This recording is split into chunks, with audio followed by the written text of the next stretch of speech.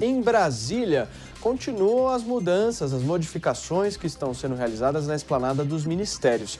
Em entrevista à rádio Banda B, o presidente Jair Bolsonaro minimizou o esvaziamento do Ministério da Economia com a justificativa de que Paulo Guedes tem muitas responsabilidades e que precisa trabalhar mais tranquilo. O presidente confirmou Ciro Nogueira na Casa Civil e Onyx Lorenzoni na nova pasta de Emprego e Previdência. A entrevista foi publicada pela equipe de governo nas redes sociais. Vamos ouvir. Realmente deve acontecer semana que vem, está praticamente certo. Nós vamos botar um senador aqui na Casa Civil que pode manter um diálogo melhor com o parlamento brasileiro. O general Ramos está na Casa Civil, continua sendo ministro palaciano, vai para a Secretaria-Geral, e o Onyx, que eu chamo de Coringa, né, ele vai para um novo ministério que não vai ser aumentado o número de ministérios. Como o Banco Central perdeu esse status há 2 meses, nós restabelecemos 23 ministérios e vai ser o Ministério do Emprego e Previdência. Bolsonaro detalhou também um pouco mais o convite que fez ao senador Ciro Nogueira. A princípio é ele, eu conversei com ele já, ele aceitou, ele está em recesso, chega em Brasília segunda-feira, converso com ele, acertamos os ponteiros, né? E a gente toca o barco, né? É uma pessoa que eu conheço há muito tempo, ele chegou em 95 na Câmara, eu cheguei em 91. E eu fui mais da metade do meu tempo, de 28 anos de parlamentar, eu fui do Partido Progressista, que é o partido que está o Ciro Nogueira. Então não vamos ter problema nenhum no tocante a bem conduzirmos, né, as questões afetas à Casa Civil. E a Casa Civil é o ministério mais importante nosso. É o que trata, inclusive, da coordenação entre os ministérios. Então é uma pessoa que nos interessa pela sua experiência, que pode, no meu entender, fazer um bom trabalho aqui. Muito bem, está aí a fala do presidente Jair Bolsonaro sobre essas mudanças, essas alterações nos ministérios. Olha, saiu há pouco mesmo uma reportagem no Poder 360 que eu gostaria de debater e discutir aqui com os nossos comentaristas sobre uma possível fusão das 3 siglas que estão aí orbitando o presidente Jair Bolsonaro, tanto o PSL, o DEM e o PP. Se isso acontecer, segundo a reportagem, inclusive, nós teríamos 121 deputados desses 3 partidos agora num mesmo partido e 15 senadores. Segundo a reportagem, a presidência do partido poderia ficar com Luciano Bivar, que é o atual presidente do PSL, a vice-presidência com ACM Neto, que é o presidente do Democratas, e o PP, que tem a sua presidência sob a regência de Ciro Nogueira, ficaria com a Secretaria-Geral do partido, as articulações rolando em Brasília. E se isso acontecer, Bruna Torlai, como é que fica?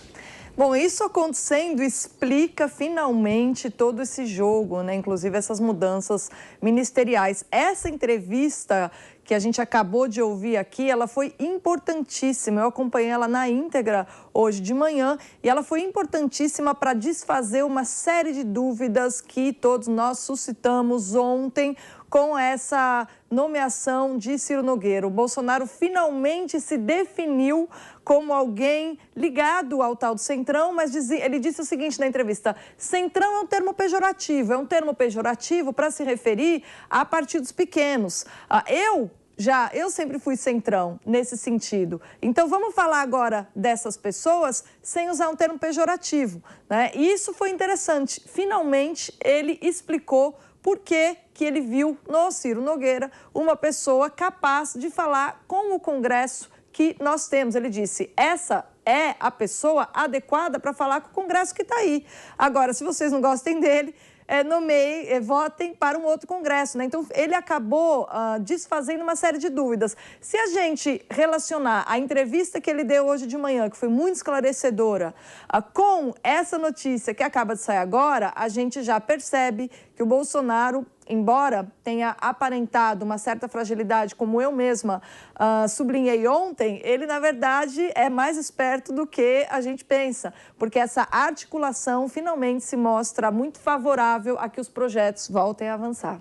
Serrão, e essa possível fusão PSL, DEM, PP, o que você acha? Pois é, aí a gente começa a entender por que Bolsonaro fez da pedra no caminho uma limonada, que é a escalação de Ciro Nogueira no seu Ministério da Casa Civil. Se acontecer realmente essa fusão entre PP, DEM e PSL, ele vai ter ali, na Casa Civil, o homem que vai ser o secretário-geral dessa nova organização. Secretário-geral num partido político, normalmente, é quem comanda o partido operacionalmente. Então, Bolsonaro vai ter, sim, um novo partido e provavelmente deve se filiar a esse partido para a disputa do ano que vem ou não, que ele ainda não deu a certeza se ele é candidato. Tudo indica que será, mas ele ainda não deu essa certeza absoluta. Esse lance é o lance político do ano. Se ocorrer essa fusão, haverá algumas saídas do próprio PSL, alguns deputados que se elegeram com Bolsonaro e brigaram com ele, certamente terão de sair, deixar esse partido que vai ser criado novo. E haverá toda uma recomposição política em torno do governo. Todo um rearranjo que vai ter em torno aí de 100 a 120 deputados para uma base forte política consistente. Então, não se pode menosprezar. Se isso realmente acontecer, vai ser a tacada de mestre política do ano. Muito bem, eu estou lendo aqui, são 121, Serrão, 121 deputados dessas três siglas defecções, e 15 senadores, obviamente, como o Serrão disse, atualmente. Constantino, eu quero te ouvir sobre isso. Eu tenho uma visão um pouco diferente dos meus colegas. Eu não acho que muda tanta coisa assim, definir como uma sigla só ou não, porque é muito fisiológico junto, de olho em recursos e cargos e nacos do governo. É isso que eles querem, não tem ninguém ali ideologia. Então, tanto faz se são 3 partidos diferentes ou se é um partido aglutinado. Isso me lembra a sacada do economista Modigliani, que falava, divide a pizza em 12 pedaços hoje em vez de 8, que eu estou com fome.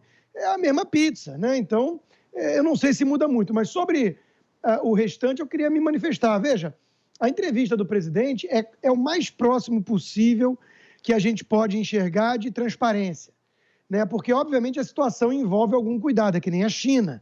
Agora, no caso da China, todo jornalista entende, né? Sabe que é uma ditadura opressora, mas a gente não pode, ainda mais no âmbito de governo federal, da diplomacia, falar isso abertamente. Olha só, a China faz chantagem, eu preciso ceder aqui porque é uma ditadura, se não segura os insumos da vacina e tudo mais.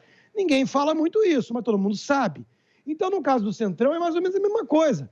Todo presidente vai ser refém do Centrão enquanto tivermos esse modelo. O presidente chegou muito perto de falar isso. Ele disse, se você tem crítica aos deputados do centro, não vote mais nesses candidatos nas eleições do ano que vem. Se você vota, converso com eles. Ou seja, é o que temos para o jantar.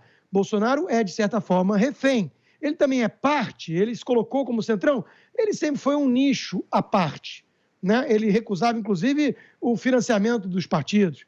Então, ele nunca fez parte dessa mesma turma, né, que eu passei a chamar de chacais e hienas.